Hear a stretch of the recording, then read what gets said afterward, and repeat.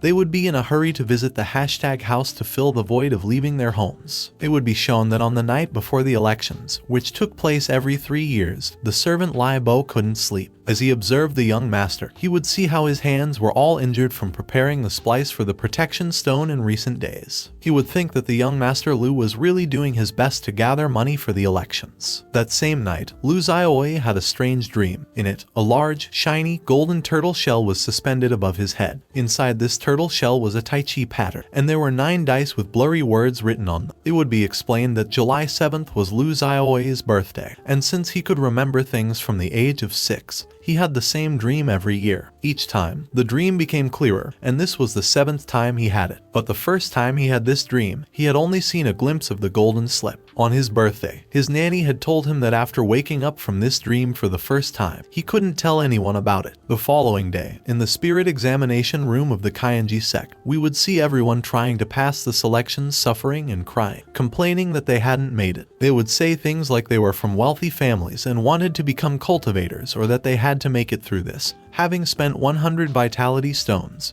which was their family's 1-year expense. We would see the group of protagonists watching that there were many people ahead of them, but none had passed so far, wondering if the elections were really that difficult. But the young one would say that they were, and not to think there were only 2 rounds. He would explain that they could only pass if the development of their spiritual roots exceeded 60%, and that only 1 in every 10,000 people could do it. And in the second round of spiritual pulse exploration, it's just a formality to check the meridians in your body. They would then call number 66, which was King.